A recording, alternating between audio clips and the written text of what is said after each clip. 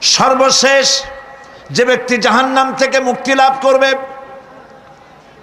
তাকে আল্লাহ পাক বলবেন, ফেরেশতাদেরকে বলবেন, ও আমার ফেরেশতারা, আমার এই বান্দাকে জান্নাত এবং জাহান্নামের মাঝখানে রেখে দাও। জান্নাত এবং জাহান্নামের মাঝখানে লোকটি যখন থাকার জায়গা পাবে, সে জান্নাতের দিকে তাকায়া দেখবে আর কাঁদতে থাকবে। আল্লাহ পাক জিজ্ঞেস করবেন, বান্দারে, যুগের পর যুগ ধরে জাহান্নামে কেঁদেছ, আমি রব্বুল আলামিন জাহান্নাম মাফ করে দিয়া জান্নাত জাহান্নামের মাঝখানে রেখে দিয়েছি, আযাব থেকে তো বেঁচে গেছো, এখন কান্দো কেন? লোকটি বলবে, রব্বুল আলামিন কান্দি এই কারণে, জাহান্নাম থেকে মাফ করেছো, তোমার শুকরিয়া আদায় করি। জান্নাত তো আমার কপালে নাই, কিসমতে নাই, কিন্তু জান্নাত আমি এখান থেকে দেখতে পাচ্ছি, জান্নাতের সুঘ্রাণ আমার নাকে আসতেছে, কপালে নাই যাওয়ার। আমি কাঁদি এই জন্য, তুমি যদি মেহেরবানি করে আমাকে জান্নাতের দরজার কাছে একটু দাঁড় করায় দিতা, প্রাণ ভরে তোমার জান্নাতের দৃশ্যটা একটু দেখতাম। আল্লাহ পাক তার আরজি পূরণ করবেন, বলবেন, যাও, ফেরেশতাদের বলবেন, এর জান্নাতের দরজার কাছে দাঁড় করায় দাও। জান্নাতের দরজার কাছে দাঁড়িয়ে লোকটি আবার কান্না শুরু করবে। আল্লাহ পাক প্রশ্ন করবেন, এবার কান্দো কেন? লোকটি বলবে, রব্বুল আলামিন কান্দি এই কারণে, জান্নাতের এই দরজায় দাঁড়ায়া জান্নাতের অফুরন্ত নেয়ামত কিছুই ভালো করে দেখা যায় না, শুধু অল্প জায়গা দেখি। যদি তুমি আমারে দয়া করে জান্নাতের মাঝখানে দাঁড় করায় দিতা, চতুর্দিকে তাকায়া তাকায়া দেখা কলিজারে ঠান্ডা বানাইতাম। তবে আমি ওয়াদা করি, জান্নাতের কোনো নাজ নেয়ামত, কোনো ফল আমি খাবো না, ধরবো না, সইব না। একটুখানি মেহেরবানি করে মাঝখানে দাঁড় করাইয়া দাও, জান্নারে ঠান্ডা করি। আল্লাহ রব্বুল আলামিন ফেরেশতাদের বলবেন, আমার এই বান্দারে জান্নাতের মাঝখানে দাঁড় করাইয়া দে। আল্লাহর নবী বলেন, জান্নাতের মাঝখানে দাঁড়িয়ে লোকটি আগের চাইতে আরো জোরে চিৎকার মেরে কাঁদতে থাকবে। আল্লাহ পাক বলবেন, বান্দারে কি হলো তোর? দরজার কাছে আসতে চাইছিলে, আইনা দিলাম। আবার এবার মাঝখানে আসতে চাইছো, তাও এনে দিয়েছি, আবার কান্দো কেন? লোকটি বলবে, রব্বুল আলামিন এবার কান্দি এই জন্যে, তুমি যখন দয়া করে একটিবার জান্নাতের মাঝখানে এনে আমাকে দাঁড় করায় দিয়েছ, তুমি রহমান রহিম গফুরুর রহিম, এই জান্নাত থেকে আবার আর বাইর করে দিও না।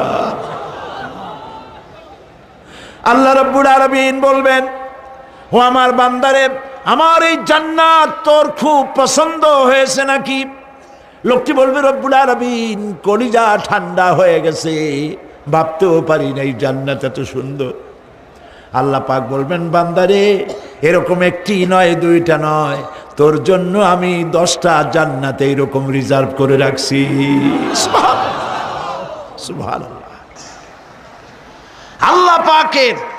আল্লাহ পাককে ভয় করে পৃথিবীর সমস্ত পাপ থেকে যারা নিজেকে রক্ষা করবে, আল্লাহ তাদের জন্য এই জান্নাত রেখে দিয়েছেন। সুবহানাল্লাহ। সেই জান্নাতের রিসিপশন আপনারা আন্দাজ করতে পারবেন না, রিসিপশন কারে কয়। কি এর প্রধানমন্ত্রী আর প্রেসিডেন্ট, 4-5টা পুলিশ আর আর্মি এসে একটা ফট করে সেলুট মারলো, বা শেষ হয়ে গেল, এরকম না। জান্নাতীদেরকে রিসিপশন দেওয়া হবে। জান্নাতীরা যখন আল্লাহর হুকুমে জান্নাতের দিকে যেতে লাগবে, আর যখন জান্নাতের কাছে চলে যাবে, আল্লাহ রাব্বুল আলামিন শোনায় দিচ্ছেন, হাত্তা ইযা জাউহা ফুতিহাত আবওয়াবুহা ওয়া ক্বালা লাহুম খাজানাতুহা সালামুন আলাইকুম তিবতুম ফাদখুলুহা খালিদিন। সুবহানাল্লাহ। জান্নাতীরা যখন জান্নাতে প্রবেশ করার দরজার মুখোমুখি হবে, দ্বার রক্ষীগণ তখন বলবে, সালামুন আলাইকুম, আল্লাহর শান্তি তোমাদের উপরে বর্ষিত হোক। সুবহানাল্লাহ।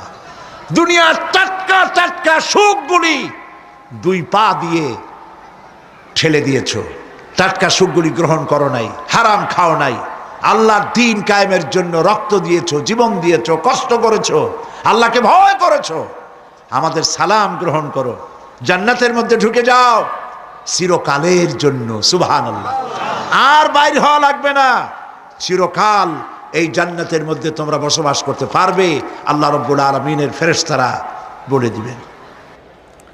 জান্নাতের মধ্যে আল্লাহ পাক হুরদের সঙ্গে জান্নাতীদের বিয়ের ব্যবস্থা করে দিবেন।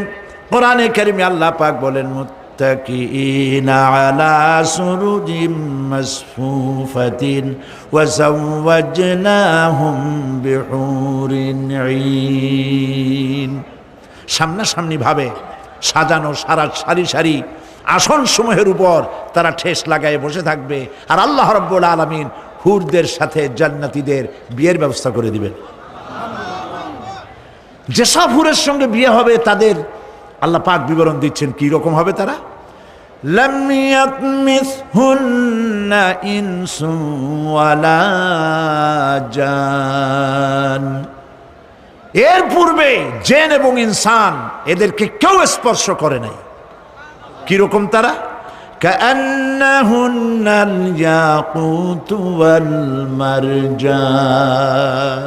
যেমন ঝিনুকের ভিতরে মণিমুক্তা থাকে, এইভাবে আল্লাহ পাক তাদেরকে পবিত্র করে রেখে দিয়েছেন।